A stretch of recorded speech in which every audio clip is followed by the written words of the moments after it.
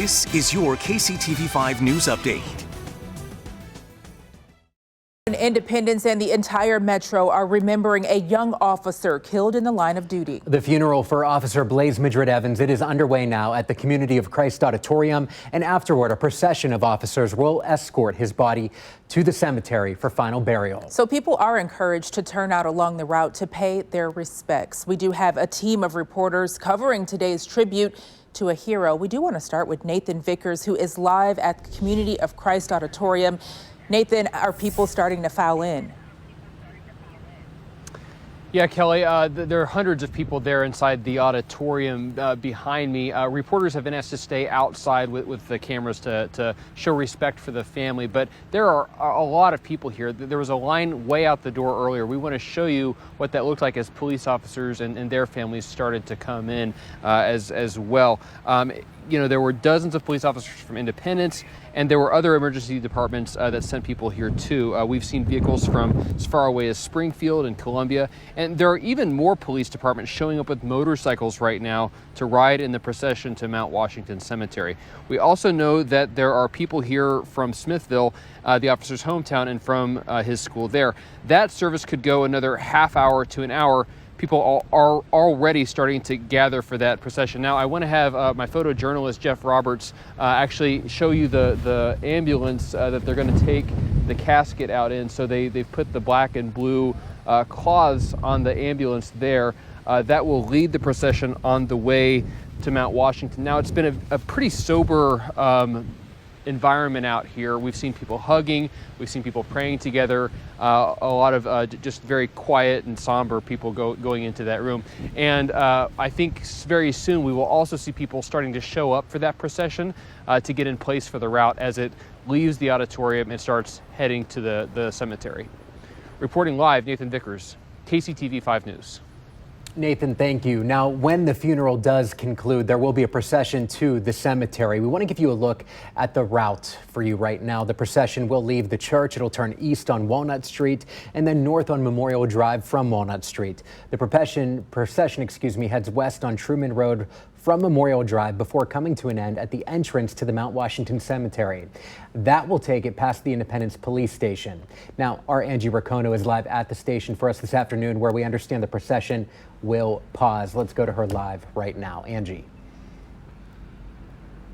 Hi, Joe. Such a sad and tough day. You know, Officer Evans, he only worked here 18 days, and you can see they've got flags all around the police department, and then the main flags obviously flying at half staff. And then below that, there's a memorial that's been growing ever since this shooting took place. It has flowers, candles, cards. You've got the blue ribbons. There's a sign up for the officer there with this picture, and it shows the end of watch. So here's what's going to happen. We're going to have the funeral procession come here, and you can see down here that they have everything set up because they're going to be closing down the streets. And there are people already coming along here and getting ready. There are people in the parking lot, and that if you look down this way, we've got people who are gathered here, and they're waiting just to show their respects. And there will be that moment of silence that you were talking about. You can see a sign down there, and what it's doing is it's scrolling through. Right there you have the black ribbon for the Independence Police Department, and then it goes over and it shows his picture and tells about the officer. So just a lot of emotions out here today. One thing that is really positive that we can tell you is that everyone from the Independence Police Department was able to attend the funeral, and that's because Lee Summit, Blue Springs, and Sugar Creek, they all stepped up, and they are here covering for Independence Police here today. Back to you in the studio. All right, thanks, Angie. Glad everyone was able to get out from the Independence Police Department. And like we said, people are encouraged to line the procession route to honor fallen Officer Madrid-Evans. One place that's expected to happen is at Van Horn High School, and that's where we find our Carolina Cruz. She's live there right now. Carolina.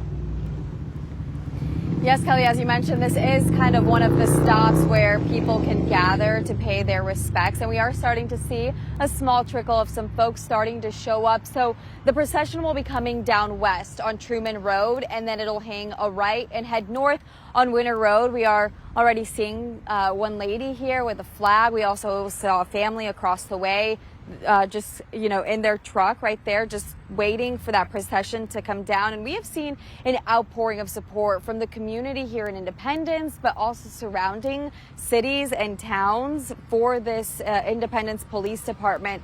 When I spoke with Officer Jack Taylor from the Independence Police Department, he's the spokesperson, earlier this week, he said that Officer Blaize Madrid-Evans was going to be remembered for being that kid that came here, wanted to do such great things with the police department and with the community. And he said that he left a lasting mark on the community just in the short time that he was able to serve this community. He said they felt honored that Blaize Madrid-Evans chose to be an officer with them. So from this location here, when they make that right on Winter Road and head north, they will then head off to Mount Washington Cemetery, where they will have that small graveside service. The public is also invited to attend. Back to you. Carolina, thank you for that. And the procession will end at Mount Washington Cemetery. As we've mentioned, we have live pictures from the cemetery right now. The burial will be a private service. We will continue covering the final salute to Officer Blaize Madrid-Evans throughout the entire day. We'll bring you live coverage of the procession on air and online, so be sure to keep it right here on KCTV5. And at 12:06, let's switch gears now to talk about weather. It is another weekend with just a lot going on here in Kansas City. This is a live look here from our Bordner City Cam right outside our studio. Looks nice now, but let's go over to Storm Track 5 meteorologist Gary Amble to see what kind of weather we're expecting for the weekend. Hey, Gary. Well, hi, Kelly. Right now, we're looking at a mostly overcast sky, and the biggest reason for that is that we have a front that's right over the top of the airport right now. It will be pushing through our area, turning our winds more to the north. The rain, it's all post-frontal. That just means it's north of the front. When the front moves through, it may drag a couple of sprinkles our way, but you know what? If you get outside of the house without an umbrella, you're probably in pretty good shape. These light rain sprinkles are so light. Here's what the forecast track shows. So yes, you could see in the next couple of hours just a little bit of light rain. Once that moves through, the clouds will follow, and then it's all sunshine. All sunshine for your weekend. Right now, that temperature's at 76 degrees with southwest winds, a little breezy. But temperatures today work up to almost 80 degrees. Turn to KCTV5 News for the latest all day. This is your personalized update because KCTV5 News stands for you.